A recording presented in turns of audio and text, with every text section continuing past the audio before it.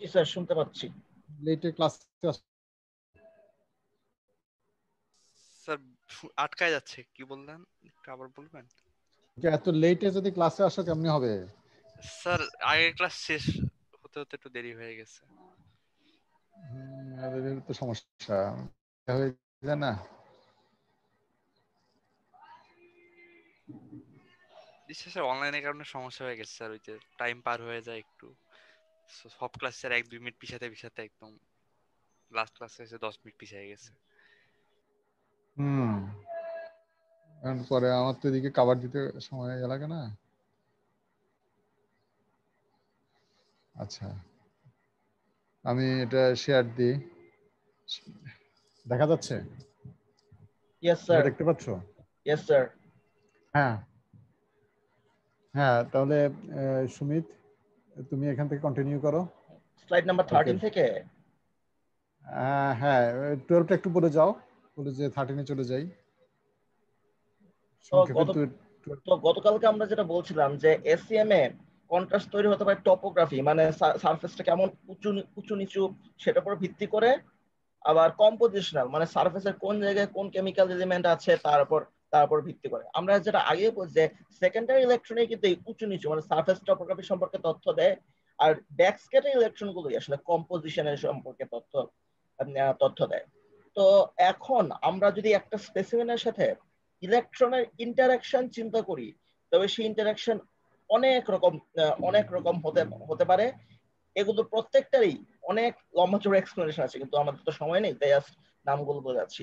প্রথমে backscattered electron, তারপর secondary electron, এই দুটো সম্পর্কে কিন্তু আমাদের এসএমএ আগেই বলা হয়েছে। এরপর রয়েছে এমিশন অফ অগার ইলেকট্রন, এরপর এমিশন অফ ক্যারেক্টারিস্টিক্স এক্স-রে, এটা আমরা এক্স-রেতেই পড়েছি। তারপর ক্যাথোডোলুমিনেসেন্স, এটা একটা লুমিনেসেন্সের উজ্জ্বলতার ব্যাপার, সেটা আপনার হয় পরে বলে। এবং এরপর হচ্ছে thermal effect, thermal wave signal, electron যে সিস্টেমকে হিট করে এটার জন্য থার্মাল ভাইব্রেশনের সৃষ্টি হয়।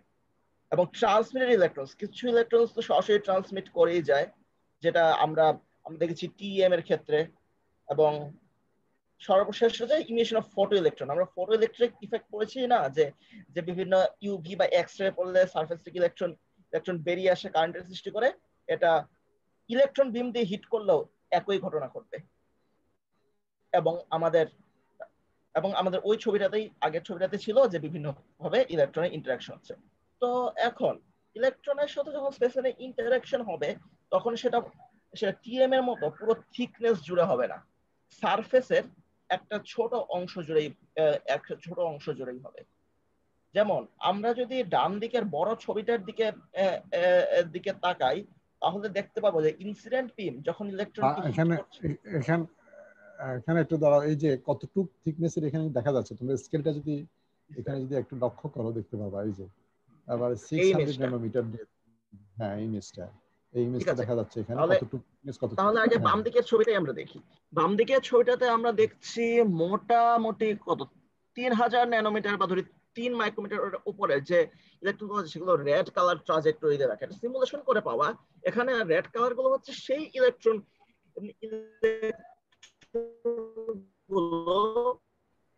যেগুলো ব্যাকস্ক্যাটার্ড হয়েছে, এবং আর গ্রে কালারের যে ইলেকট্রন গুলো ছিল সেই ইলেকট্রন গুলো এসকেপ করতে পারেনি। তারা এনার্জি হারাতে হারাতে প্রথমে ভেলোসিটি র্যান্ডমাইজ হয়েছে, তারপর তারা থার্মাল ব্যাকগ্রাউন্ডের সাথে তাদের এনার্জি মিশে গেছে। তো এখন কতটুকু ডেপথ পর্যন্ত যাওয়া যাবে সেটা নিয়ে আমরা দুটো ডিসটেন্সকে আমরা ডিফাইন করতে চাই। একটা হচ্ছে ডিফিউশন ডেপথ এক্সডি, এটা হচ্ছে সেই দূরত্ব যেই দূরত্বের নিচে এই প্রোব থেকে আসে ইলেকট্রন গুলো চলে গেলে আমরা ধরে নিতে পারি যে ইলেকট্রন গুলো যে কোনো দিকেই চলছে, সামনে পেছনে বামে ডানে উপরে নিচে যে কোনো দিকে যাওয়ার সম্ভাবনা প্রায় সমান। কিন্তু তার মানে কিন্তু এই না যে এর পুরো শক্তি ক্ষয় হয়ে গেছে, এখনো কিন্তু এর যথেষ্ট শক্তি আছে। এর আরো একটু নিচে আরো একটা গভীরতা পাওয়া যায়, যেটাকে আমরা বলি পেনেট্রেশন ডেপথ বা এক্সডি। এর নিয়ে ধরে নেওয়া হয় যে ওই গভীরতার নিচে চলে গেলে ইলেকট্রন গুলোর আগে থেকেই র্যান্ডমাইজ হয়ে গেছে, এবার এটা যে গতিশক্তি ছিল সেটা ওই থার্মাল ইকুইলিব্রিয়াম মানে টেম্পারেচার টাইমস বোলটজম্যান কনস্ট্যান্ট এটার নিচে চলে যায়, ফলে ওই ইলেকট্রনের সাথে আর থার্মাল ইলেকট্রনের এনার্জির খুব একটা পার্থক্য থাকে না। এবার আমরা ডান দিকের ছবির দিকে আসি। ডান দিকের ছবিতেই আমরা প্রথমে দেখতে পাচ্ছি ইনসিডেন্ট বিম যে উপর থেকে আসছে, এর নিচে কিন্তু একটা মোটামুটি পিয়ার শেপ, মানে পুরোপুরি উপবৃত্তাকার বা এলিপসয়েডাল না, মানে আমি বলতে ট্রাঙ্কেটেড এলিপসয়েডাল টাইপ কিছু একটা শেপ সৃষ্টি হচ্ছে, বা ওয়াটার ড্রপলেটের মতো। এখানে যে লাল কালারের যে শেপটা, সেখানে কিন্তু ইলেকট্রনের এনার্জি থেকে উপরে, আর এই রেড কালারের বাইরে এনার্জি থার্মাল এনার্জির চেয়ে নিচে। এবার আমরা খেয়াল করি যে বিমের এনার্জি বাড়ালে ব্যাপারটা কি হয়, এবং এবং বিমের এবং অ্যাটমিক নাম্বার বাড়ালে কি হয়। তার আগে আমরা বলে নেই যে এই যে লাল কালারের জোনটা দেখা যাচ্ছে, এটার পুরো গভীরতাটাই হচ্ছে কিন্তু কিন্তু পেনিট্রেশন ডেপথ। কেন এটাই তো পেনিট্রেশন ডেপথের ডেফিনেশন। এই ডেপথের নিচে এনার্জি, থার্মাল এনার্জি নিচে চলে আসে। আর ডিফিউশন ডেপথ সম্পর্কে আমরা একটু খেয়াল করে দেখি। এটা উপরের সারফেস থেকে থেকে এপিয়া শেপের একদম, যেখানে স্লোপ গুলো ভার্টিক্যাল হয়ে গেছে, মানে অলমোস্ট ভার্টিক্যাল হয়ে গেছে, বা ধরতে পারি যে এই ইলিপসয়েডের সেন্টারটা যেখানে, ওই পর্যন্ত যে ডেপথটা, ওই ডেপথটা হচ্ছে ডিফিউশন, ওই ডেপথটা হচ্ছে আমরা ডিফিউশন ডেপথ হিসেবে ধরতে পারি। তো এখন আমরা দেখি এই নিচে, এই ডান দিকের ছবিটা নিচের দিকে খেয়াল করি, যে আমরা যদি অ্যাটমিক নাম্বার বাড়াতে থাকি, তাহলে সারফেসেই কিন্তু এনার্জি একটা বেশি অংশ অ্যাবজর্ব হয়ে যাবে। ফলে যে এনার্জি অ্যাবজর্পশন যে জোনটা রয়েছে, সেই জোনে কিন্তু ওয়াইড বেড়ে যাবে, কিন্তু ডেপথ কমে যাবে। এবং ডেপথ কমে যায়, আমরা দেখেছি যে ডিফিউশন ডেপথ অনেক কমে গেছে, মানে এই পিয়ার এর সেন্টারটা সারফেসের অনেকটা কাছাকাছি চলে এসেছে, আর পেনিট্রেশন ডেপথ অনেকটা কমে এসেছে। আবার এখন দেখে আমরা বিম এনার্জি বাড়ালে কি হয়। বিম এনার্জি দেখতে পারবো যে পিয়ার শেপ জোনের উপরের যে অংশ, সেই উপরের অংশটার ব্রেডথ মোটামুটি সমান থাকে, কিন্তু এটা ডেপথ, নিচের দিকে গভীরতা অনেক বেড়ে যায়। এটাও তো কমন সেন্স। এনার্জি দিচ্ছি তাই আরো গভীর পর্যন্ত ইলেকট্রন গেলে তারপর সেটা ওই থার্মাল এনার্জি সাথে ইকুইলিব্রিয়ামে আসবে। সেখানে আমরা দেখতে পাই যে ডিফিউশন ডেপথ কিছুটা বেড়েছে, কিন্তু পেনিট্রেশন ডেপথ কিন্তু তার চেয়েও অনেকটা বেশি বেড়ে গেছে। হ্যাঁ, মানে তোমরা একটু বুঝতে পারছো, আমরা যদি একটু এভাবে কনক্লুশন আসতে পারি যে তোমার ইনসিডেন্ট বিমের যে এনার্জি, তার এনার্জি যদি বেড়ে যায় তাহলে ডেপথ বেড়ে যাবে। এখন ধরো তুমি 30 কিলোভোল্ট পর্যন্ত, 35 কিলোভোল্ট পর্যন্ত এসিএম এ দেওয়া যায়। এখন তুমি যাবা কি যাবা না, এটার উপর ডিপেন্ড করবে তুমি কি অ্যানালাইসিস করতে যাচ্ছ। তুমি যদি কম্পোজিশনাল অ্যানালাইসিস করতে চাও বাল্ক মেটেরিয়ালের, তাহলে তুমি এনার্জি বিমের এনার্জি বাড়িয়ে দিতে পারো। কেন বাল্ক হলে তুমি চাবো যে অনেক বেশি এরিয়া থেকে আসো। কিন্তু তুমি যদি বাল্ক না চাও, শুধুমাত্র একটা ফেজ দেখা যাচ্ছে, এই ফেজটার থিকনেস কম হতে পারে, এই ফেজটা ছোট হতে পারে, তাহলে সেক্ষেত্রে তুমি যদি খেয়াল করো এনার্জি বিম বাড়ায় দাও, তুমি দেখতেছো যে এখানে যে শেপটা দেখা যাচ্ছে, penetration, total penetration shape information যেটা আসতেছে এটা বেড়ে যাচ্ছে। তাহলে দেখা যাবে যে তুমি যে পার্টিকেল অথবা ফেজের নিতে চাচ্ছ ইনফরমেশনটা, তাহলে দেখা যাবে যে ওটা ছেড়ে আশেপাশের এরিয়া ম্যাট্রিক্সটাও চলে আসবে। তাহলে তোমার ওই রেজাল্টটা অ্যাকুরেট হবে না। এখন এই জিনিসটা তোমার জানা থাকতে হবে। তুমি ইচ্ছা মতে সিগন্যাল পাওয়ার জন্য, ভালো ইমেজ পাওয়ার জন্য বিম এনার্জি বাড়ালে তখন দেখা যাবে যে এই প্রবলেমটা হবে। আবার ঠিক একইভাবে তুমি যদি চিন্তা করো যে ধরো একটা অ্যালুমিনিয়াম আর একটা হচ্ছে যে আয়রন বা কপার, দুইটার ভিতরে অ্যাটমিক নাম্বার অনেক ডিফারেন্স, তাই না? এখন তুমি দুটো ফেজই দেখতে চাচ্ছ, দুটো ফেজ দুটো মেটেরিয়ালের মধ্যে একই জিনিস। এখন ধরো তুমি যদি কপারের মধ্যে বা আয়রনের মধ্যে একটা ফেজ দেখতে চাও, দেখা যাবে যে তুমি পার্টিকেলটা তোমার খেয়াল রাখতে হবে যে এটা কত সাইজের। এখন তুমি যদি সেখানে ভোল্টেজ বাড়িয়ে দাও অথবা আর লো ভোল্টেজে রাখো, দেখা যাবে যে পার্টিকেল ছেড়ে আশেপাশের এরিয়াও তোমার চলে আসতেছে, যেখান থেকে তোমার ব্যাক স্ক্যাটার আসবে। অর্থাৎ বোথ ওই পার্টিকেলের পাশাপাশি ম্যাট্রিক্সও এখানে ইন্টারফেয়ার করবে। সেই জন্য এই ইনফরমেশন গুলা তোমার জানা দরকার, যে মেটেরিয়াল তোমার ইনসিডেন্ট বিমের এনার্জি বাড়ালে কি হবে, তারপর হচ্ছে যে লাইটার মেটেরিয়াল হলে কি হবে, হেভিয়ার মেটেরিয়াল হলে কি হবে। সেই জন্য এই জিনিসগুলো আমার মনে হয় তোমাদের এটা ক্লিয়ার হয়েছে। এখন এখানে একটা ভালো ইনফরমেশন আছে, এবং এই ইনফরমেশনটা তোমাদের জানা সবসময় মাথায় থাকা দরকার। এই যে এই ছবিতে বলো যে ধরো ব্যাক স্ক্যাটার থেকে তুমি সেকেন্ডারি ইলেকট্রনের জন্য কি ইনফরমেশন বা কত ডেপথ থেকে পাবা, ব্যাক স্ক্যাটারের জন্য কত ডেপথ থেকে পাবা, এক্সআরডির জন্য কত ডেপথ থেকে পাবা। এটা একটু মাথায় রাখলে সবসময় এটা সব ফিউচারও তোমার খুব কাজে লাগবে এটা। ওকে স্যার, ঠিক আছে। আমরা ওই পিয়ার শেপড জোনটাকে আরেকটু বড় করে দেখছি, যেখানে আমরা এই ডিপি বা প্রোব ওয়েটটা অনেকটা ছোট করে দেখানো হয়েছে। তো এখন অবশ্যই তো এনার্জি যদি ইনসিডেন্ট ইলেকট্রন যদি এনার্জি বাড়ে তবে প্রবের সাইজও বেড়ে যাবে। আমরা আগের ইমেজে যেটা দেখলাম। তো এখন একদম সারফেস থেকেই কিন্তু week secondary electron inelastic scattering করে আসে, এবং এটা এনার্জি কিন্তু কয়েক ইলেকট্রন ভোল্টের চেয়ে বেশি হয় না। যেহেতু সারফেস থেকে আসছে এবং এটা উইক, সুতরাং এটা সারফেসের উপরে জাস্ট একটা সামান্য ভলিউম থেকে আসতে পারে। এটার থিকনেস মোটামুটি 5 থেকে 50 ন্যানোমিটার হয়। কিন্তু এটা ভুলে গেলে চলবে না যে পুরো পিয়ার শেপ জোনেই কিন্তু সেকেন্ডারি ইলেকট্রন তৈরি হয়, কিন্তু কেবলমাত্র উপরের এই ছোট অংশ থেকেই ইলেকট্রন গুলো বেরিয়ে যেতে পারে, বাকিগুলো বেরিয়ে যেতে পারে না, ওরা ব্যাকগ্রাউন্ডে মিশে যায়। ওই আগের সিমুলেশনে যে সত্যি দেখলাম। এরপর এর একটু নিচে আমরা দেখতে পাচ্ছি ব্যাকস্ক্যাটার ইলেকট্রন তৈরি হয়। এই ইলেকট্রন গুলোর এনার্জি অপেক্ষাকৃত বেশি হয়, এরা আরো গভীর থেকে ডেটা নিয়ে আসতে পারে, এবং এদের এনার্জি যে ইনস্ট্যান্ট ইলেকট্রনের সমান না হলেও মোটামুটি কাছাকাছি, সেটাও আমরা আগেই দেখেছি। এবং ব্যাকস্ক্যাটারের জন্য আমরা দেখতে পাচ্ছি যে 50 থেকে 300 ন্যানোমিটার গভীরতার ডেটাও কিন্তু এরা নিয়ে আসতে পারে। এবং আরো যদি নিচে চলে যায় তবে হয়তো ওখানে দেখতে পাবো যে ইলেকট্রন নিজেই ভেতরে যে ম্যাটেরিয়ালের অ্যাটমের ইলেকট্রন গুলো আছে, ওই ইলেকট্রনকে ডিসপ্লেস করে দিয়ে ওই এক্স রে মতো ক্যারেক্টারিস্টিক্স এক্স রে জেনারেট করছে। আমি একটু শিওর না যে এখানে আদৌ কন্টিনিউয়াস এক্স রে তৈরি হবে কিনা। ঠিক আছে, এখানে বলছে ক্যারেক্টারিস্টিক এক্স রে, আমার এখানে বলার সুযোগ নেই, কিন্তু আমরা বুঝতে পারি যে এর চেয়ে বেশি ডেপথে, মানে ইলেকট্রনের চেয়েও বেশি ডেপথ থেকে আমরা ক্যারেক্টারিস্টিক্স এক্স রে গুলো জেনারেটেড হবে এবং সেগুলো সম্পর্কে ডেটা পাবো। সুমিত, তুমি যেটা বললা কন্টিনিউয়াস এক্স রে তো হবেই, কন্টিনিউয়াস এক্স রে যেটা সেটা তো হয়ই। ক্যারেক্টারিস্টিক্স এক্স রের জন্য যেটা হচ্ছে আমাদের হাই ভোল্টেজ লাগে, কথা বুঝো নাই? ক্যারেক্টারিস্টিক্স এক্স রে যেখানে থাকবে সেখানে কন্টিনিউয়াস এক্স রে অবশ্যই থাকবে। নাকি স্যার উপরের লেয়ার গুলো কি অ্যাবজর্ব করে নিয়ে যাবে ক্যারেক্টারিস্টিক ছাড়া বাকিগুলো কি উপরের লেয়ার গুলো অ্যাবজর্ব করে নিয়ে যাবে? হ্যাঁ, অ্যাবজর্ব করে ফেলবে। হ্যাঁ হ্যাঁ, এরকম। হ্যাঁ, তারপর কন্টিনিউ করো। ঠিক আছে। এবং আমরা এটা দেখতে পাচ্ছি যে ব্যাকস্ক্যাটার ইলেকট্রনটা যে জোনটা থেকে আসে সেটার ম্যাক্সিমাম ওয়াইডই হবে, কিন্তু ব্যাকস্ক্যাটার ইলেকট্রন থেকে যে ডেটা পাচ্ছি সেটার রেজোলিউশন তেমনি হয়। সেকেন্ডারি ইলেকট্রনের যে জোনটা থেকে আসে সেটার ওয়েট নিশ্চয়ই হবে সেকেন্ডারি ইলেকট্রন থেকে পাওয়া ডেটার রেজোলিউশন। ফলে এসইএম এর ক্ষেত্রে দুই ক্ষেত্রেই যে ভলিউম থেকে সিগন্যাল ইলেকট্রন বেরিয়ে যাচ্ছে তার ওয়াইডই কিন্তু রেজোলিউশনের উপর একটা বড় প্রভাব ফেলে। এবং যেহেতু সেকেন্ডারি ইলেকট্রন একটা ছোট ওয়েট থেকে আসে, কিন্তু ব্যাকস্ক্যাটার ইলেকট্রন বড় ওয়েট থেকে আসে, সুতরাং আমরা বলতে পারি যে সেকেন্ডারি ইলেকট্রন থেকে আমরা সারফেস টপোগ্রাফি সম্পর্কে যে ডেটাগুলো পাবো সেগুলো অনেকটা ফাইনার রেজলিউশনে। আর ব্যাকস্ক্যাটারে যেহেতু বড় এরিয়া থেকে আসে, এটার কি পাবো যে পিক্সেল সাইজ অনেক বড়, সুতরাং এর স্পেস ওয়াইজ রেজলিউশনও কিন্তু অবশ্যই সেকেন্ডারি ইলেকট্রনের চেয়ে অনেক বেশি কোর্স।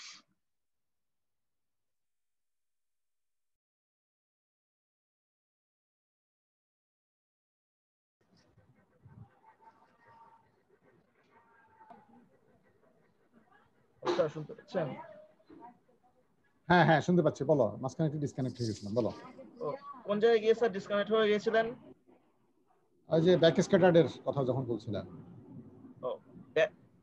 তাহলে আবার বলি যে ব্যাকস্ক্যাটার ইলেকট্রন গুলো যে এরিয়া থেকে জেনারেট হয় সেই এরিয়ার ওয়াইডি নিশ্চয়ই হবে ব্যাকস্ক্যাটার ইলেকট্রন থেকে পাওয়ার ডেটা কি বলবো যে রেজলিউশনের ইকুইভ্যালেন্ট। যত ছোট এলাকা থেকে ডেটাটা আসবে ততই ফাইনাল রেজলিউশন ডেটা আমরা পাবো। যেহেতু আমরা এই ছবিতে দেখতে পাই যে ব্যাকস্ক্যাটার ইলেকট্রন একটা বড় উইড থেকে আসে এবং সেকেন্ডারি ইলেকট্রনটা ছোট উইড থেকে আসে, সুতরাং আমরা এটা সহজেই বলতে পারি যে ব্যাকস্ক্যাটার ইলেকট্রন থেকে আমরা যে ডেটাগুলো পাবো সেই ডেটার রেজলিউশনটা হবে অনেক কোর্স, মানে খুব একটা ভালো রেজলিউশন হবে না। কিন্তু আমরা যদি সেকেন্ডারি ইলেকট্রন থেকে সেটা কিন্তু একটা ছোট উইড এরিয়া থেকে আসে, আমরা বলতে পারি যে রেজলিউশনটা হবে অনেক ফাইন, মানে দুটোর তুলনায়। ব্যাকস্ক্যাটারও তো অনেক হাই রেজলিউশন, মানে ক্যামেরা বা ভিজুয়াল লাইটের চেয়ে তো অনেক বেশি রেজলিউশন। আমি জাস্ট ওর সাথে কম্পেয়ার করার জন্য বললাম আর কি।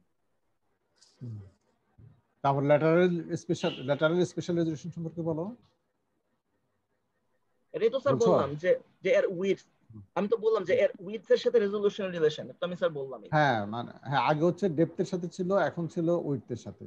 হ্যাঁ, তো এই জিনিসটা যেটা হচ্ছে যে সেকেন্ডারি ইলেকট্রন তোমার যেটা হচ্ছে তাহলে বেটার তোমার স্পেশাল রেজুলেশন দিবে, অর্থাৎ তোমার বেশি এরিয়া ধরে যদি ইনফরমেশন আসে তাহলে তোমার রেজুলেশনটা ভালো আসবে না। যত কম এরিয়া থেকে তুমি ইনফরমেশনটা পাবা, কমন কনসেপ্ট হচ্ছে এটা যে যত কম এরিয়া থেকে যত দুটো পয়েন্ট যত ক্লোজ থেকে ওই দুটো পয়েন্টকে তুমি আইডেন্টিফাই করতে পারবা, এটা তোমার ওইটা ওই ক্যামেরা বলো ওই এটা রেজুলেশনটা ভালো হবে। অতএব যত ছোট এরিয়া থেকে তুমি ইনফরমেশনটা পাবা সেটা তার রেজুলেশনটা ভালো হবে, এই জিনিসটা বলতেছে। আমরা এখন নেক্সট ইয়াতে যাই, লাস্ট স্লাইডে যাই।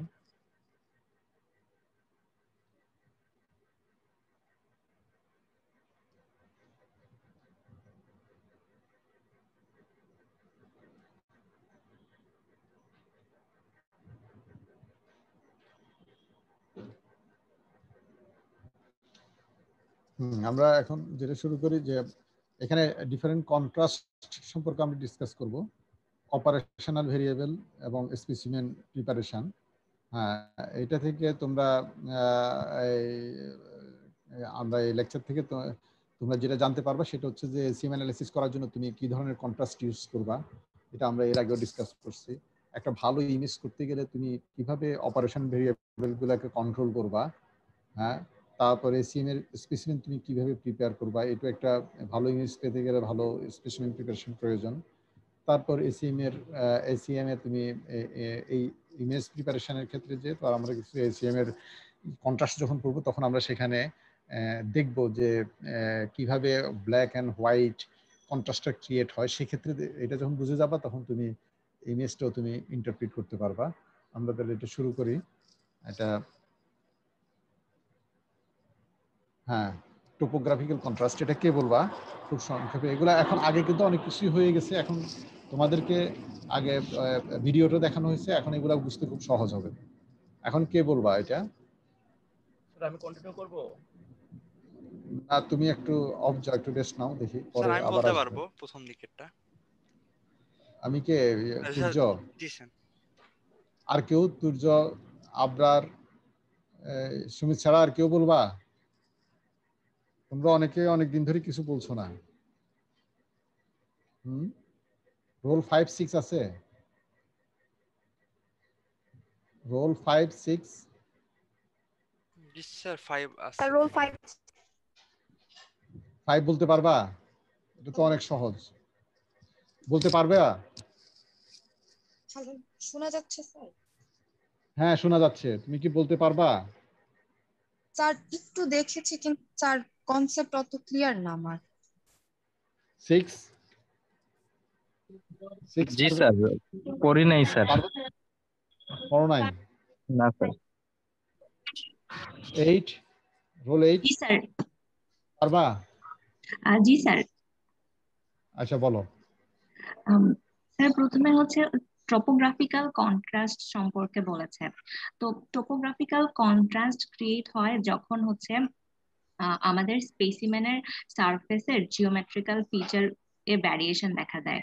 তো এই জিওমেট্রিক্যাল ফিচারের ভ্যারিয়েশনের কারণে আমাদের হচ্ছে সিগন্যাল লেভেলেও ভ্যারিয়েশন তৈরি হয় এবং আলটিমেটলি টপোগ্রাফিক্যাল কন্ট্রাস্ট তৈরি হয়। এবং আচ্ছা এখানে একটু থামো, আমি একটু বলি প্রথম একটা কথা। এটা হচ্ছে যে একটা এরিয়া ব্রাইট দেখাবে না ডার্ক দেখাবে, এটা কিসের উপর ডিপেন্ড করবে? এটা ডিপেন্ড করবে হচ্ছে যে ওই এরিয়া থেকে একই সাথে যখন ইলেকট্রন বিমটা পড়বে তখন ওই এরিয়া থেকে কতটা ইলেকট্রন আসতেছে। যে এরিয়া থেকে তোমার ডিটেক্টরের কাছে নাম্বার অফ ইলেকট্রন বেশি আসবে সেটাকে ব্রাইট দেখাবে, যে এরিয়া থেকে নাম্বার অফ ইলেকট্রন কম আসবে সেটাকে ব্ল্যাক দেখাবে। মূল কনসেপ্ট হচ্ছে এটা, এরপর তুমি এক্সপ্লেন করতে থাকো। জি স্যার। তো টপোগ্রাফিক্যাল কন্ট্রাস্ট হয়ে থাকে দুইটা ইফেক্টের কারণে, একটা হচ্ছে ট্র্যাজেক্টরি ইফেক্ট আর একটা হচ্ছে ইলেকট্রন নাম্বার ইফেক্ট। তো ট্র্যাজেক্টরি ইফেক্ট যেটা, সেটা হবে হচ্ছে যখন একটা স্পেসিমেনের সারফেসটা ইলেকট্রন প্রোবের হচ্ছে দিকে থাকবে, তখন হচ্ছে ওইটা থেকে যে ইয়াগুলো স্ক্যাটার্ড হবে সেটা হচ্ছে ব্রাইট দেখা যাবে, বেশি পরিমাণে হচ্ছে কালেক্ট করতে পারবে। আর কিন্তু যদি হচ্ছে স্পেসিমেন সারফেসটা প্রোবের দিকে ফেস না করে থাকে, অন্যদিকে যদি ফেস করে থাকে, তাহলে সেক্ষেত্রে ওই সারফেস থেকে এত বেশি পরিমাণে সিগন্যাল পাওয়া যাবে না এবং ওই সারফেসটাকে হচ্ছে আমরা ডার্ক দেখতে পাবো। হ্যাঁ বুঝতে পারছো? তাহলে এই ছবিটা দেখো তো, এই ছবিটা দেখে এটা এই ইয়া থেকে তোমার ডিটেক্টরে কোন এরিয়া থেকে ইলেকট্রন বেশি যাচ্ছে, কোন এরিয়া থেকে কম যাচ্ছে? স্যার ডার্ক এরিয়া গুলো থেকে ইলেকট্রন কম মানে যাচ্ছে। মানে এখান থেকে ইলেকট্রন কম যাচ্ছে আর এই জায়গাগুলো থেকে ইলেকট্রন বেশি যাচ্ছে। এখানে তোমার এই জিনিসটাই দেখালো, এই যে এখানেও একই জিনিস দেখালো, এই যে উঁচু জায়গা। কিন্তু দেখো এখানে ডিটেক্টর এখান থেকে আসা ইজি হবে না এই টপ থেকে এবং এখান থেকে আসা ইজি হবে? আবার এখান থেকে আসা ইজি হবে ইলেকট্রনের জন্য, তারপরে অনেকগুলা ট্রাভেলিং পথ বেড়ে যাচ্ছে, যে কারণে নাম্বার অফ ইলেকট্রন এখানে কম আসবে যদি আর কিছু এসেও থাকে, আর অধিকাংশ তো এদিক সেদিক চলে যাবে। কিন্তু এই দিক থেকে এই ধরো এই ক্রেস্ট থেকে অনেক বেশি ইলেকট্রন আসবে, তাহলে এটা ব্রাইট দেখাবে আর এই পাশটা কি দেখাবে, ডার্ক দেখাবে। এখানে এই ছবিতে এই জিনিসটাই তোমার দেখালো। এটা এসিএম এর ছবি, এখানে আরো সুন্দরভাবে বলা আছে, এটা এক্সপ্লেন করো, বলো। জি স্যার, এখানে হচ্ছে ইলেকট্রন নাম্বার ইফেক্টের কথা বলা হয়েছে। আগে হচ্ছে আমরা দেখেছিলাম যে সারফেস জিওমেট্রির কথা, এখন ইলেকট্রন নাম্বার ইফেক্টটা কি? মানে এটা বলো। এটা হচ্ছে আগে দেখছো হচ্ছে যে ট্র্যাজেক্টরি এফেক্টটা যেটা, তাই না? জি স্যার। তারপর বলো। ইলেকট্রন নাম্বার ইফেক্টটা হচ্ছে সারফেস কন্ট্যুরের উপর হচ্ছে ডিপেন্ড করতেছে, যে আমাদের সারফেসটা যদি হচ্ছে কোন একটা ভ্যালি ক্রিয়েট করে থাকে অথবা যদি কোন একটা স্ফেরিক্যাল পার্টিকেল থাকে সারফেসের উপরে, সেই ক্ষেত্রে হচ্ছে ওখান থেকে আসা নাম্বার অফ ইলেকট্রনস বেশি হবে compare to number of electrons coming from a flat surface.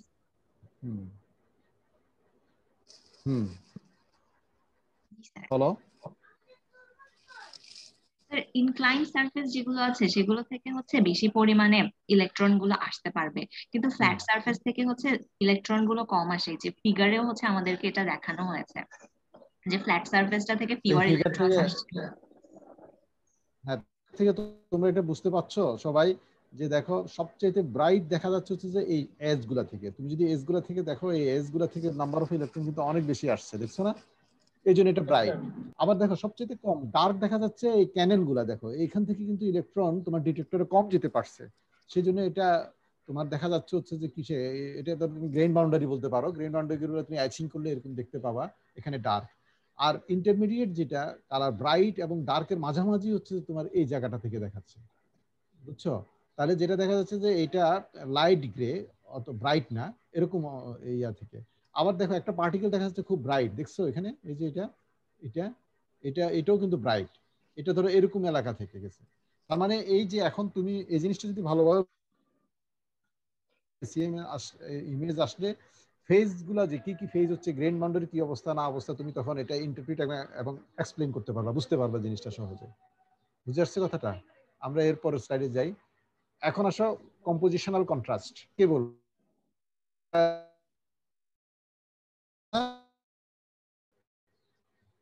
Role 9।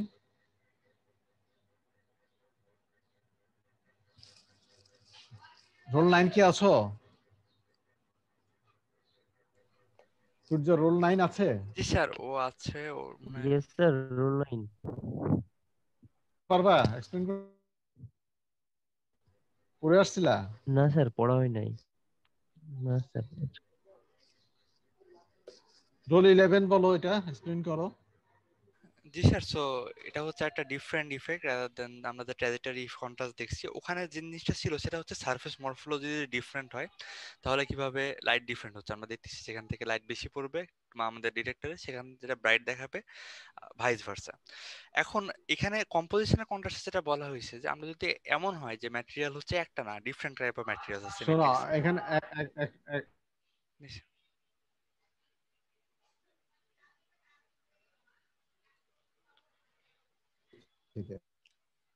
হচ্ছে যে একই মেটেরিয়ালের মধ্যে তোমার হচ্ছে যে একই মেটেরিয়াল, একটা অ্যালয় আছে ধরো, সেখানে একটা সেকেন্ড ফেজ পার্টিকেল পড়লো বা একটা সেকেন্ড ফেজ ক্রিয়েট করলো, এরকম একটা ম্যাট্রিক্স থাকলো। এই তাহলে এখানে কি হচ্ছে, কম্পোজিশনের ভেরিয়েশন হচ্ছে। এই ক্ষেত্রে কি এভাবে কিভাবে কন্ট্রাস্ট তৈরি হবে? এখনকার পরবর্তী দুইটা স্লাইড এটাই বলবে। হ্যাঁ বলো। জি স্যার, তো হ্যাঁ এখন স্যার যেটা বললেন যে একই ম্যাটেরিয়ালে যে ডিফারেন্ট এলিমেন্টস থাকে, ধরেন একটা মানে জেটিএস সিরামিক আছে, এখানে অ্যালুমিনা জিরকনিয়া দুটা পার্টিকেল আছে। তো এখানে আমরা কিভাবে বুঝবো যে আসলে কোনটা কোন পার্টিকেল এবং দুটার মধ্যে কোনো রিলেটিভ কোনো কন্ট্রাস্ট থাকবে কিনা? তো এখানে যেটা বলা হয়েছে যে আসলে রিলেটিভ কন্ট্রাস্টটা আসলে আমাদের ব্যাক স্ক্যাটার কোএফিসিয়েন্টের সাথে ডাইরেক্টলি রিলেটেড, এবং এখানে একটা ইটা রেশিও বলা আছে, যেটা হচ্ছে মানে ব্যাক স্ক্যাটার রেশিও কতটুকু এসকেপ করতেছে সেটার সাথে ইনসিডেন্ট কতটুকু ইলেকট্রন ছিল, দুটার মধ্যে একটা রেশিও আছে। যদি খুব সহজভাবে আমরা বলি, ব্যাপারটা হচ্ছে এরকম যে যেটার আসলে অ্যাটমিক নাম্বার বেশি সেটা বেশি ব্যাক স্ক্যাটারিং ইলেকট্রন জেনারেট করতেছে। তো এটার কারণে যেটা অ্যাকচুয়ালি অ্যাটমিক নাম্বার বেশি সেটা অ্যাকচুয়ালি ব্রাইটার দেখাবে রিলেটিভলি, যদি দুইটা সারফেস মরফোলজি সেম থাকে। মানে আবার বলছি, তো জিনিসটা হচ্ছে এরকম যে যদি দুইটাই সারফেস মরফোলজিতে কোনো ঝামেলা না থাকে, দুইটাই যদি পড়ে বা দুইটাই যদি সারফেসে থাকে, তাহলে যেটার অ্যাকচুয়ালি অ্যাটমিক নাম্বার বেশি ওটা অ্যাকচুয়ালি ব্রাইটার দেখাবে। যেমন আমি জেটে সিরামের কথা বললাম, যদি অ্যালুমিনা জিরকনি আমি দেখি, তাহলে জিরকনি অ্যাকচুয়ালি ব্রাইটার দেখায়, একদম সাদা জল জল করে এসিএম এ, এবং অ্যালুমিনা দেখা যায় একদম ডাল এবং গ্রে দেখায়। তো এখানে একটা কথা বলা আছে, কম্পোজিশন কন্ট্রাস্ট আসলে গ্রে লেভেলের সাথে ডাইরেক্টলি কানেক্টেড, বিকজ আমরা একটা সাদা কালো ইমেজ দেখতেছি, এটার কতটুকু কন্ট্রাস্ট বেশি হবে কম হবে সেটা তো অ্যাকচুয়ালি টোটালি গ্রে লেভেলের উপর ডিপেন্ডেন্ট। আর এখানে ব্যাক স্ক্যাটার ইলেকট্রন আসলে পুরোটা জাজ করতেছে যে কেন আসলে মানে বেশি হচ্ছে কেন কম হচ্ছে। আর আরেকটা জিনিস হচ্ছে যে আর ওই যে ডান পাশের ফিগারটা একটু বলো। জি স্যার, তো এখানে আমরা এটা বলছিলাম যে এখন যে আমরা দেখতেছি যে আসলে ব্যাক স্ক্যাটার কোএফিসিয়েন্ট ইটাটা যদি আমি অ্যাটমিক নাম্বার আস্তে আস্তে বাড়াই, তাহলে এটা কিভাবে সিগনিফিকেন্টলি ইমপ্রুভ করতেছে। কিন্তু এখানে একটা বিষয় হচ্ছে যে যদি আমি অ্যাটমিক নাম্বার কাছাকাছি দুটো এলিমেন্টের নেই, তাহলে আসলে এটা বোঝা খুবই কঠিন হয়ে যায়, বিশেষ করে হাই অ্যাটমিক নাম্বার এলিমেন্টের ক্ষেত্রে। বিশেষ করে যদি আমি বলি ম্যাগনেসিয়াম আর সিরিয়ামের মধ্যে ডিফারেন্স বোঝা খুবই সোজা, কিন্তু ক্যালসিয়াম আর ক্যালসিয়াম পটাশিয়াম তো আসলে পাওয়া যায় না, ক্যালসিয়াম আর স্ট্রনসিয়ামের মধ্যে ডিফারেন্স পাওয়া খুব একটা সোজা না। তো এটাই আর কি এখানে। এটা বলো একটু। জি স্যার, আরেকটা হচ্ছে যে এখানে ডিটেক্টর জি স্যার, হ্যাঁ, তো এখানে হচ্ছে ডিটেক্টর লেভেলের কথা বলা আছে। তো এখানে আমরা একটা ইন্টারেস্টিং ব্যাপার হচ্ছে যে এটা মানে -50 ডিগ্রি যদি আমরা চার্জকে এক্সক্লুড না করি, তাহলে হচ্ছে বায়াস ভোল্টেজ থেকে লোয়ার এনার্জি থেকে আসলে ইলেকট্রন আসতে পারে, তাহলে আসলে আমাদের রেজাল্ট যেটা সেটা আসবে না, একটু ভুল আসবে। আর বিশেষ করে ডিটেক্টর এফিসিয়েন্সি অ্যাকচুয়ালি কমে যাবে। আর এটা হচ্ছে যে আমাদের এসিএম এ আসলে কিছু কিছু ডিটেক্টরে বিএসসি কালেকশন মানে ব্যাক স্ক্যাটার ইলেকট্রন কানেকশনের জন্য কিছু স্পেসিফিক ডেডিকেটেড ডিটেক্টরই আছে। তো আমরা যদি কম্পোজিশনাল কন্ট্রাস্টকে অবটেইন করতে চাই, তাহলে আমরা আসলে ওই জিনিসটাকে নরমাল স্ক্যাটার ইলেকট্রন থেকে ওই ব্যাক স্ক্যাটার ইলেকট্রন মুডে সুইচ করতে পারি। এটা খুব সোজা, এটা জাস্ট হচ্ছে ওই এসএম এ বাটনই থাকে অনেকগুলোর ক্ষেত্রে, বা সফটওয়্যারে প্যানেলে আসলে অপশন থাকে, ক্লিক করলেই হয়। মানে এখানে যেটা হচ্ছে ডিটেক্টরটা যদি সেকেন্ডারি ইলেকট্রন ডিটেক্টর এবং ব্যাক স্ক্যাটার যদি একই সাথে লাগানো থাকে, তখন তোমার নেগেটিভলি এটা বায়াস করতে হবে, এই যে কত -50 যাতে সেকেন্ডারি ইলেকট্রনগুলো রিপালশন হয়ে চলে যায়। কিন্তু এই -50 ভোল্টে আবার ব্যাক স্ক্যাটার ইলেকট্রন যাবে না, এটা একটা। কিন্তু মোস্ট অফ দ্য কেসে এখন যেটা করা হয় যে এই ব্যাক স্ক্যাটারের জন্য সেপারেট ডিটেক্টর ইউজ করা হয়। এটা বিশেষ করে অ্যাপারচার যেখানে আছে, অর্থাৎ বিমটা যেখান থেকে পড়ছে অ্যাপারচারের মধ্যে এটা ডিরেক্টলি ভার্টিক্যাল মানে স্যাম্পলের ভার্টিক্যাল ডিরেকশনে লাগানো থাকে। এটা যেরকম একটা ইনক্লাইন সাইডে লাগানো থাকে, তোমরা দেখছো সেকেন্ডারি ইলেকট্রনটা ডিটেক্টরটা, আর ব্যাক স্ক্যাটারটা উপরের দিকে আলাদা লাগানো থাকে। এখন তুমি এই দুটো ফিগারের মধ্যে কোনো পার্থক্য কি? স্যার কথা আটকায় যাচ্ছে আপনার। হ্যালো স্যার, প্রবাবলি জানতে চান এই দুটো ফিগারের মধ্যে কি ডিফারেন্স দেখা যাচ্ছে সেটা। আচ্ছা, জি আমরা ক্লিয়ারলি দেখতে পাচ্ছি যে টেক্সচার বেশি অনেক ভালো এসি ক্ষেত্রে, বিএসসির ক্ষেত্রে আর কি, মানে ব্যাক স্ক্যাটার ইলেকট্রন মুড যখন আমরা অন করে দিয়েছি তখন।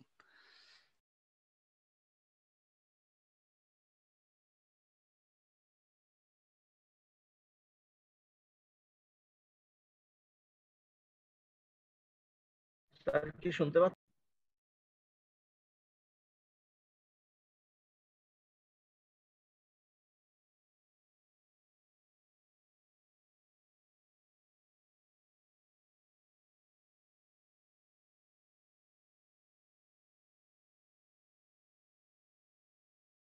তোমরা কি আমার কথা শুনতে পাচ্ছ? জি তোমরা কি স্যার। আমার কথা? হ্যাঁ, জি স্যার, একই কিন্তু কেটে লোকেশন। কেটে আসছে। ঠিক আছে, এখন বলো যে একই লোকেশনের দুটো মুডে ইমেজ নেওয়া, এই দুটোর মধ্যে কি ইনফরমেশন তোমরা পাচ্ছ, কি পার্থক্য ডিফারেন্স বুঝতেছো? এটাই তোমাদের আসলে স্টাডি। তোমরা যখন প্র্যাকটিক্যালি করবা তোমরা তো এটাই করবা। স্যার বলো।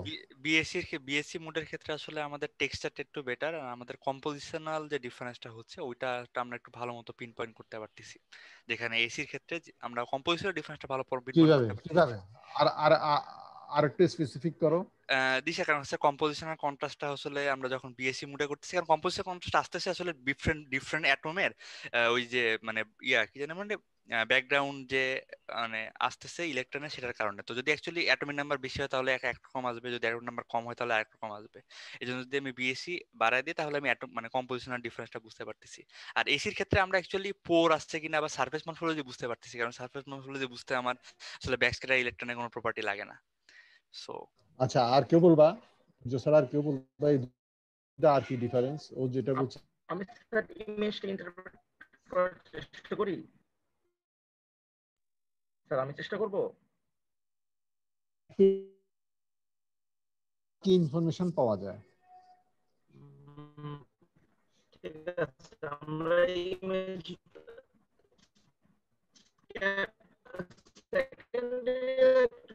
থেকে ছবিটা দেখে মনে হচ্ছে অনেকটা তোমার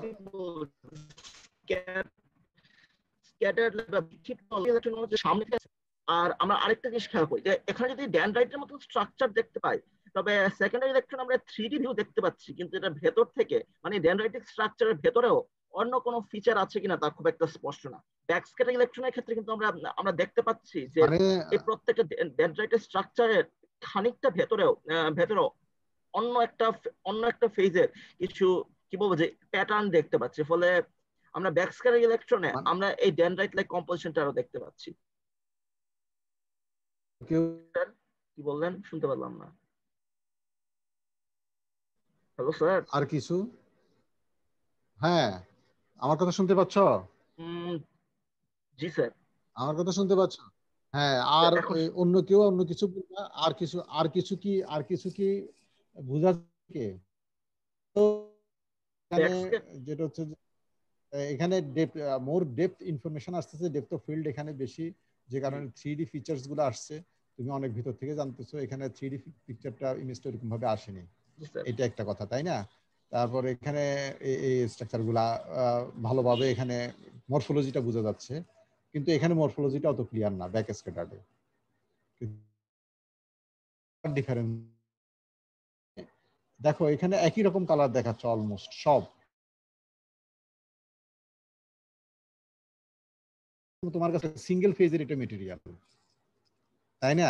তুমি যখন ব্যাক স্ক্যাটারে আসছো, দেখো এই জায়গাগুলোতেও দেখো, এখানে দেখো এই জায়গাগুলোর মধ্যে হোয়াইট, ব্রাইট আর গ্রে ডিফারেন্স ঘটে গেছে, ঘটছে কিনা, যেটা এখানে কিন্তু ক্লিয়ার না সেকেন্ডারি ইলেকট্রন। তার মানে এখানে কি ইন্ডিকেট করছে? ইন্ডিকেট করছে তোমার এই যে তুমি ড্যান্ড্রাইট যেটা বলো বা এই অংশটুকুর মধ্যে এটা সিঙ্গেল মেটেরিয়াল না। এখানে যাই হোক না কেন, এটা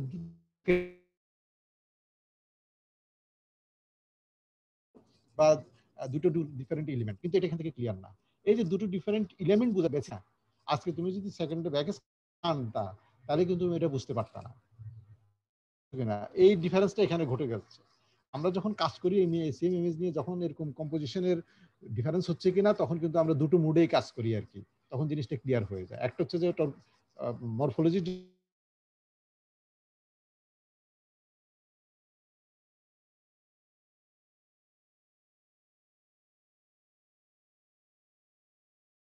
জি স্যার, আপনার কথা আটকে আসছে, শুনতে পাচ্ছি না। কম্পোজিশনের কোনো ভেরিয়েশন আছে কিনা করে তখন আমরা আবার এটা অ্যানালাইসিসে চলে যাই, স্পট অ্যানালাইসিস, সেটা আমরা পড়বো পরে। এই ধরো তখন আমরা এখানে স্পট লাইট গ্রে যেটা, সেখানে এখানে একটা স্পট অ্যানালাইসিস। তো আমরা পরের স্লাইডে যাই। আসলে এই সমস্যা হচ্ছে অপারেশনাল ভেরিয়েবলস, এটা কি বলবা?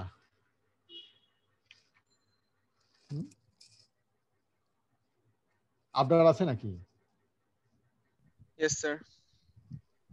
হ্যাঁ ইয়েস স্যার, শোনা যাচ্ছে না? পারবা? জি স্যার, পারবো। হ্যাঁ বলো। এখানে বলেছে যে একটা ভালো এসিএমএম যদি আমরা অবটেন করতে চাই, সেটার জন্য আমাদের ডিজায়ার ডেপথ অফ ফিল্ড আর রেজোলিউশনকে অ্যাডজাস্ট করতে হবে। তো এটা কিভাবে কন্ট্রোল করা যায়, সেখানে অনেকগুলো ভ্যারিয়েবলের কথা বলেছে, যে ওয়ার্কিং ডিসটেন্স যেটা হচ্ছে এই যে এই হ্যাঁ, এগুলো একটু স্পেসিফিক স্পষ্ট করে বলো, এগুলো মাথায় রাখতে হবে আর কি আমাদের। জি স্যার, অনেক এগুলো প্রত্যেকটাই ইমেজ তুমি আনার জন্য, ভালো একটা ইমেজ, ভালো রেজোলিউশনের ইমেজ আনার জন্য এগুলা তোমার এই মানে প্যারামিটার হিসেবে, ভেরিয়েবল হিসেবে কাজ করে আর কি। হ্যাঁ বলো। সো ওয়ার্কিং ডিসটেন্স হচ্ছে আমাদের যে অ্যাপারচারটা যেখানে আছে সেখান থেকে স্যাম্পলের যে ডিসটেন্সটা সেটা। অ্যাপারচার সাইজ হচ্ছে এই যে অ্যাপারচারের যে সাইজটা আমরা এখানে দেখতে পাচ্ছি সেটা। এক্সেলারেশন ভোল্টেজ আমরা ইলেকট্রনকে এক্সেলারেট করার জন্য যে ভোল্টেজটা অ্যাপ্লাই করি। প্রোব কারেন্ট অ্যাপারচার সাইজ হচ্ছে যে এই যে এইটা বলা হয়, জি আর স্যার। এই এখান থেকে এখান পর্যন্ত এটা ওয়ার্কিং ডিসটেন্স। হ্যাঁ হ্যাঁ বলো। আর প্রোব কারেন্ট, যেটা প্রোব কারেন্ট হচ্ছে যে এই জায়গাটা, এই ডিপি দিয়ে আমরা প্রোব কারেন্টটাকে বলে থাকি আর কি। ওটা স্যার প্রোব ডায়ামিটার, ডিপিটা প্রোব ডায়ামিটার, সরি হ্যাঁ প্রোব ডায়ামিটার। তারপর অ্যাক্সিলারেশন ভোল্টেজ, এটা তো তোমরা জানো। অ্যাক্সিলারেশন ভোল্টেজ হচ্ছে তোমার ওই যে ইলেকট্রনটা প্রোডিউস করার জন্য যেই তোমরা ভোল্টেজ অ্যাপ্লাই করো। আর অ্যাস্টিগমেটিজম সেটা আমরা আসবো পরে ছবি দেখে। একটা ক্রোম্যাটিক অ্যাবারেশন হয় ওইটার। হ্যাঁ ক্রোম্যাটিক অ্যাবারেশন, মানে অপটিক্যাল আমরা অ্যাবারেশন বলে থাকি। এটা আগে বলছিলাম আমরা, ওই যে এর আগে গত ক্লাসে বলা হয়েছিল যে আমরা ইচ্ছা মতো আমরা বাড়াতে পারি না, সেখানে অপটিক্যাল অ্যাবারেশন। যেমন বিশেষ করে অ্যাপারচার অ্যাঙ্গেল আমরা যদি বাড়াই দিই, অ্যাপারচারটা যদি বাড়াই দিই, তখন ওই অপটিক্যাল অ্যাবারেশন যেটা চলে আসে সেটা। হ্যাঁ বলো, এখন ওয়ার্কিং ডিসটেন্স অ্যাপারচার সাইজের কথা বলো। বলেছে যে ওয়ার্কিং ডিসটেন্স আর অ্যাপারচার সাইজ হচ্ছে অপারেশন, মানে হচ্ছে খুব স্ট্রংলি আমাদের depth of field K effect করে। সো এখানে ডেপথ অফ ফিল্ডটাকে ডিএফ দিয়ে এক্সপ্রেস করেছে এবং দেখিয়েছে যে এটা রেজোলিউশন, যেটা যদি রেজোলিউশন আর হয় আর আমাদের মানে অ্যাপারচারের কনভার্জেন্স অ্যাঙ্গেল যদি আলফা হয়, তাহলে আমাদের ডেপথ অফ ফিল্ড হচ্ছে এই রেজোলিউশনের আলফার সাথে এই ইকুয়েশন দিয়ে DF is equal to 2r/tan alpha দিয়ে রিলেটেড। এখানে আরটা কি বলো? আরটা রেজোলিউশন, যে আমি কত ইজিলি একটা পয়েন্ট থেকে আরেকটা পয়েন্টকে আলাদা করতে পারতেছি, কাছাকাছি দুইটা পয়েন্ট বা দুইটা ফিচার মাইক্রোস্ট্রাকচারের। তো তারপরে বলেছে the resolution of an SEM on a display screen is limited by the pixel size, যে আমার স্ক্রিনে যে পিক্সেল সাইজ আছে সেটা দ্বারা লিমিটেড। এটাও মেক সেন্স, কারণ আমার যদি পিক্সেল সাইজ ভালো না হয় তাহলে আমি আমার মানে ডিটেকশন হলেও সেটা আমি ডিসপ্লেতে পাবো না। সো এখানে পিক্সেল সাইজটা বলেছে রেজোলিউশন ইনটু আমাদের SEM এর যে ম্যাগনিফিকেশন সেটা। তো ওই প্রিভিয়াস যে ইকুয়েশনটা ছিল ওখানে মনে হয় নিচে আলফা আছে, আর ওই যে ম্যাগনিফিকেশনটা ইনক্লুড করেছে 200, ওই যে পিক্সেলের ইকুয়েশনটা ইউজ, এই যে ইকুয়েশনটা ছিল, এখন এটাকে এইভাবে এটাকে নিয়ে আসছে। হ্যাঁ জি স্যার। সো তারপরে এখানে বলছে যে আলফা যেটা আমাদের কনভার্জেন্স অ্যাঙ্গেলটা, এটা হচ্ছে ফাইনাল অ্যাপারচার রেডিয়াস যেটা, সেটা দ্বারা কন্ট্রোলড হয়। এটা তো আমরা আগেই দেখেছি যে অ্যাঙ্গেলটা অ্যাপারচার রেডিয়াস বাড়ালে কমালে চেঞ্জ হয়, এবং মানে অ্যাপারচার রেডিয়াস এবং ওয়ার্কিং ডিসটেন্স দুইটার উপরে ডিপেন্ড করে এই অ্যাঙ্গেলটা চেঞ্জ হবে। তো এইখানে বলছে যে অ্যাবভ ইকুয়েশনটাকে আমরা আবার তারা রিরাইট করেছে। সো এই আলফার জায়গায় অ্যাপারচার রেডিয়াসটা আনছে আর ওয়ার্কিং ডিসটেন্সটা আনছে, যেহেতু আমরা বললাম যে আলফাটা ডিপেন্ড করে অ্যাপারচার রেডিয়াস এবং ওয়ার্কিং ডিসটেন্সের উপর, এবং আমরা জানি যে অ্যাপারচার রেডিয়াসটা বাড়ালে আলফা বাড়বে, সেই জন্য ওরা একই সাইডে আছে ফ্র্যাকশনের। আর আলফাটা ডিটা মানে ওয়ার্কিং ডিসটেন্সের সাথে ইনভার্স ছিল, কারণ আমি ওয়ার্কিং ডিসটেন্স বাড়াই দিলে আলফাটা কমতো। তো ওই জন্য আমাদের আলফার জায়গায় হচ্ছে এই অ্যাপারচার রেডিয়াস আর এফএপি আর উপরে ডিডব্লিউ ওয়ার্কিং ডিসটেন্স এসেছে এই ইকুয়েশনে। সো এখন আমরা ডেপথ অফ ফিল্ড পেলাম as a function of the magnification, depth of working distance আর অ্যাপারচার রেডিয়াস। এটা একটু বলো যে তাহলে আমার ওয়ার্কিং ডিসটেন্স বাড়লে তোমার ডেপথ অফ ফিল্ড বাড়বে, তাহলে রেজোলিউশনটা বাড়বে, তাই না? রেজোলিউশন ভালো হবে। আর অ্যাপারচার কমালেও ডেপথ অফ ফিল্ড বাড়বে। আর এই আর হ্যাঁ আরটা কমালে, যেটা আরটা যদি তুমি বাড়াও তাহলে কি হবে? তাহলে ডেপথ অফ ফিল্ড কমবে। আর বাড়ালে তাহলে আমার এক্সপেক্টেড কি থাকবে? ওয়ার্কিং ডিসটেন্স বাড়ানো, আর অ্যাপারচার কমানো, ম্যাগনিফিকেশন তো আমরা বাড়াবো, কমাবো। এটা একটা মাথা। তাহলে সবাই থাম্ব রুল হিসেবে ইকুয়েশন থেকে এটা যে ওয়ার্কিং ডিসটেন্স বাড়লে ডিএফ বাড়বে, আর অ্যাপারচার আর হচ্ছে তোমার কি বলে ম্যাগনিফিকেশন বাড়লে, ম্যাগনিফিকেশন কমলে তোমার ডিএফ বাড়বে। এখানে একটা রিলেশন টেবিল দেওয়া আছে, এখানে দেখো এই যে টেবিলটা দেখো, এই টেবিলে এটারই একটা এদিকে হচ্ছে যে তোমার অ্যাপারচারটা বাড়াচ্ছে এদিকে এবং ম্যাগনিফিকেশন বাড়াচ্ছে, তার সাথে সাথে ডেপথ অফ ফিল্ড কি হচ্ছে? কমছে। হ্যাঁ কি বলতেছিলা? স্যার আগের স্লাইডে রেজোলিউশন একটা ফর্মুলা দেওয়া ছিল। হ্যাঁ এটা আমি অন্য জায়গা থেকে আনছি তোমাদেরকে বোঝানোর জন্য, এখানে নাই। এটা হচ্ছে অপটিক্যাল, ওই বইতে তুমি দেখবে যে অপটিক্যাল মাইক্রোস্কোপি একটা চ্যাপ্টার আছে, সেখানে বোঝানোর জন্য। ওটা অপটিক্সের জন্য আমি নিয়ে আসছি জাস্ট রেজোলিউশনটা কি সেটাকে। স্যার কোন বইয়ের স্যার এটা? এই বই, সেম বই, এই বইতেই আছে আমাদের। এই বইতে প্রথম চ্যাপ্টারটা অপটিক্যাল মাইক্রোস্কোপিটা আমি পড়াইনি, এটা তো আমাদের জন্য খুব ইজি, এটা ড্রপ করে। প্রথম চ্যাপ্টারটা অপটিক্যাল এই আর বলে, এটা কি বলে ল্যাং এর বইতে তুমি দেখো, ল্যাং। Okay sir.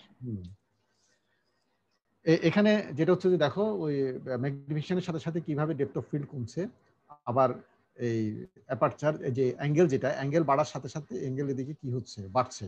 বাড়ার সাথে সাথে আবার কি হচ্ছে? ডেপথ অফ ফিল্ড কমছে। ওই জিনিসটা এখানে ইকুয়েশনের কথাটা একটা টেবিলে দেখানো হলো। হ্যাঁ তারপর এটা বলো। তো এরপরে দেখেছে যে small aperture size and long working distance, আমরা যেটা বললাম যে অ্যাপারচার সাইজ কমালে এবং ডিসটেন্স বাড়ালে আমার হাই ডেপথ অফ ফিল্ড হওয়া উচিত। সো কিন্তু এটা সবসময় রিয়েলিস্টিকলি আমাদের ভালো ইমেজ রেজলিউশন দিবে না। মাঝে মাঝে দেখা যাবে যে আমাদের ইমেজ রেজলিউশনের উপর কিছু নেগেটিভ এফেক্ট পড়বে যদি আমরা শুধুমাত্র মানে ডেপথ অফ মানে অ্যাপারচার সাইজ কমাই যেতে থাকি আর ওয়ার্কিং ডিসটেন্স বাড়াই যেতে থাকি। এটার কারণ হচ্ছে যদি অ্যাপারচার সাইজ বেশি ছোট হয়ে যায় তখন আমাদের প্রোব কারেন্ট কমে যায়, এবং এটা হচ্ছে ওই যে আমরা যে বলেছিলাম যে আমাদের সিগন্যালটা নয়েজের 5 গুণ হতে হয়, সো আমার এনাফ ইন্টেন্সিটি লাগে আমাদের সিগন্যালের যাতে করে এটা নয়েজের চেয়ে বেশি হয় এবং সিগন্যালটাকে আলাদা করে ডিটেক্ট করা যায়, সেটা আমরা করতে পারবো না। সো ওই ক্ষেত্রে আসলে আমরা এই প্রিন্সিপালটা ফলো না করে যে আমরা খালি অ্যাপারচার সাইজ কমাতেই থাকবো, আমাদের একটা অপটিমাইজ করতে হবে এটাকেও।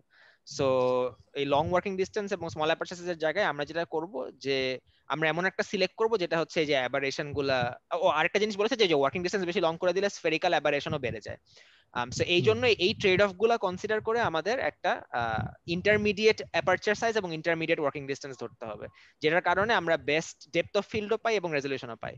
কারণ যদি আমি বেশি মানে যদি ঠিকমতো না ধরি একদিকে তাহলে ডেপথ অফ ফিল্ড পাবো না, আবার যদি ডেপথ অফ ফিল্ড বাড়াতে যাই বেশি তখন দেখা যাবে যে এই মানে আমার আইদার নয়েজ বেশি বেড়ে যাবে অথবা আমার স্ফেরিক্যাল অ্যাবারেশন ধরা পড়বে। সো এই দুটো অপটিমাইজ করে আমার মাঝামাঝি একটা ইন্টারমিডিয়েট ভ্যালু নিতে হবে দুইটার জন্যই। হ্যাঁ, এখানে এই ইমেজটা তোমরা ভালো করে দেখে নিবে, এটা একটা এসিএম ইমেজ এবং এখানে তোমার অ্যাপারচার সাইজের আর ওয়ার্কিং ডিসটেন্সের এফেক্টটা বোঝানো হয়েছে। কথাটা বুঝছো? এখানে হচ্ছে তোমার এই aperture size and working distance, এখানে ওয়ার্কিং ডিসটেন্সটা বাড়ানো করানো কমানো অ্যাপারচার সাইজের এই এদিকে এ বি সি ডি, এটা তোমরা ভালো করে একটু দেখে নিবা। মানে এইভাবে করে এই প্যারামিটারগুলো কন্ট্রোল করে তোমার কি করতে হবে, এই যে এই ইমেজটাকে তোমার সুন্দরভাবে তুমি নিয়ে আসতে পারবে যাতে তোমার সবগুলা ফিচার্স রিভিল করে তুমি এটা অ্যানালাইসিস করতে তোমার সুবিধা হয়। কথা বুঝছো? এরপরে এটা কে বলবে? অ্যাক্সিলারেশন, এটাই বলো সুমিত, বলো খুব সংক্ষেপে বলো acceleration, voltage and probe current. তোমরা শোনো, অন্যরা কি বুঝতেছো? ক্লাসে অন্যরা যারা আছে তোমরা কি বুঝতেছো? তোমরা তো কোনো রেসপন্স করছো না। হ্যাঁ, তোমরা কথা বলছো না কেন? স্যার বুঝতে পারছি। না বুঝলে বলবা, অসুবিধা তো নাই। যারা বলতেছে তাদেরকে জিজ্ঞাসা করবা, আমি তো আছি, আমাকেও জিজ্ঞেস করবা। আমি তোমরা না বললে ধরে নিচ্ছি বুঝতেছো, কিন্তু আবার প্রশ্ন করলে তো পারো না, এটা তো সমস্যা। হ্যাঁ বলো, এটা বলো সুমিত।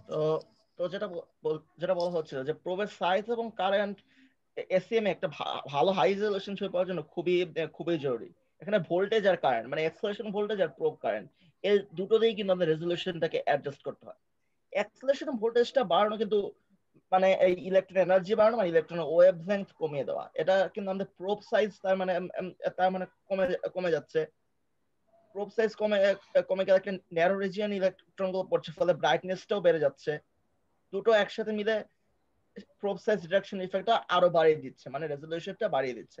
তবে ভোল্টেজ যদি খুব বেশি বাড়িয়ে দেয় তবে ইলেকট্রন প্রোবের ম্যাটেরিয়াল স্পেসিমেনের ম্যাটেরিয়ালের মধ্যে ইন্টারাকশন হয়ে ছবি ঝাপসা করে দিতে পারে।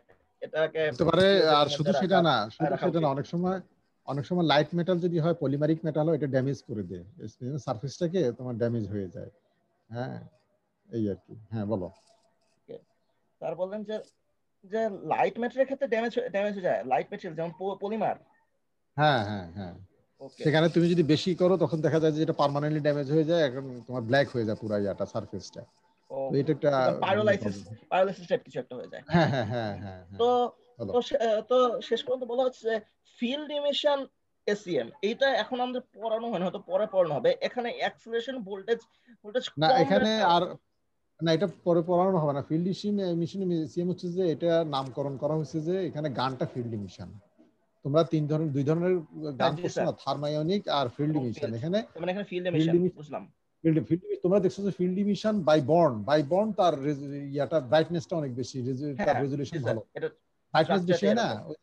হ্যাঁ হ্যাঁ, ব্রাইটনেস বেশি হয় না, তো ব্রাইটনেস বেশি হলে তুমি দেখো ওই যে প্রোব সাইজ কমে যাচ্ছে, প্রোব সাইজ কমে গেলে রেজোলিউশন ভালো হবে।